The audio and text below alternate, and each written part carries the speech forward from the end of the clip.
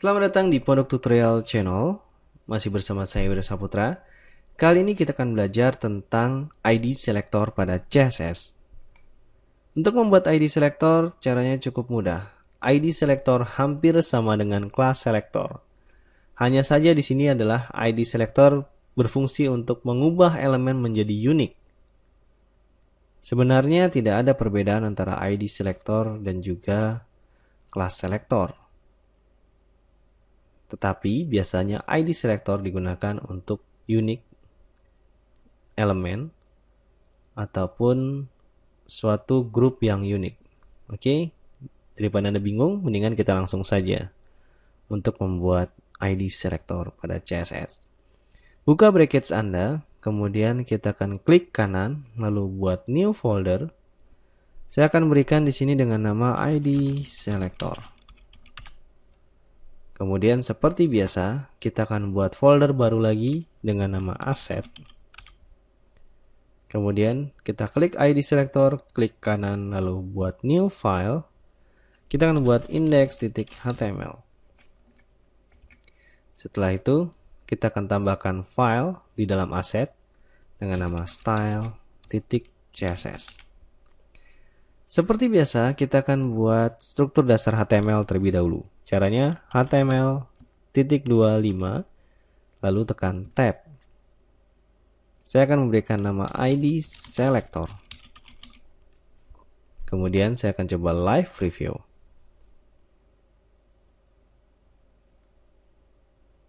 Oke, di sini saya akan membuat div. Bagi Anda yang tidak mengerti apa itu div, Anda bisa mempelajari blocks pada HTML. Di sana Anda akan belajar div dan juga span. Oke, jadi saya tidak akan mengulangi tentang div di sini. Oke, untuk membuat div dengan properti class selector, Anda bisa menggunakan div titik nama kelasnya. Misalkan nama kelasnya di sini adalah container. Saya akan coba tekan tab. Lalu di dalam kontainer ini saya akan menambahkan H1 yaitu judul artikel. Kemudian saya akan tambahkan juga paragraf dengan artikel dummy yaitu lipsum. Lalu saya akan tekan tab. Kita sudah mempunyai kontainer, judul artikel, dan juga p. Misalkan saya akan coba link CSS-nya terlebih dahulu atau embed CSS-nya terlebih dahulu di dalam file HTML ini. Oke, caranya link, kemudian tekan tab, tekan Ctrl spasi, pilih asset, kemudian pilih style.css. Sekarang saya akan coba modifikasi style.css. Yang kita ingin rubah adalah titik container atau kelas container. Caranya ketikkan nama kelasnya, kemudian di depannya ada titik. Ini menandakan bahwa kelas selector. Kemudian saya akan memberikan properti yaitu font family dengan tipe sans serif. Seperti ini. Oke. Sekarang di dalamnya ada H1 dan juga P. Ini adalah H1, ini adalah P. Saya akan memberikan ID yang unik kepada H1. Untuk itu, saya akan menambahkan ID Selector di sini. ID Selector misalkan H1, kita berikan nama ID.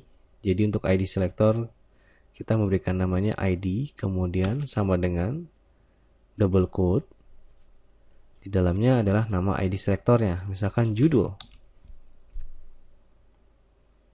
Kemudian setelah itu, kita akan coba rubah si judul ini. Oke, misalkan untuk membuat ID Selector, kita membutuhkan tanda pagar, lalu nama ID Selectornya. Karena kita membuatnya judul, maka judul seperti ini. Jangan lupa tanda kurung kurawal, seperti ini.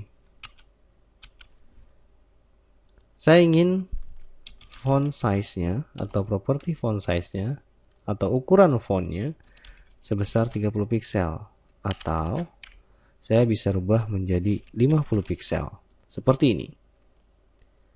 Oke.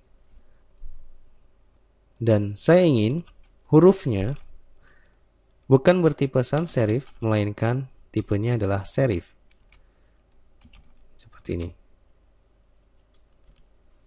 Jadi kita harus menggunakan yang namanya ID selector jika dia unik. Jadi ID selector itu hanya untuk yang unik saja.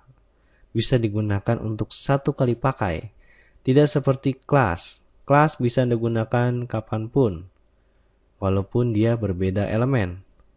Sedangkan untuk ID, dia hanya untuk sekali pakai. Jadi, propertinya ini hanya untuk sekali, atau hanya untuk satu elemen ataupun satu grup. Itulah perbedaan antara class dan juga ID seperti ini.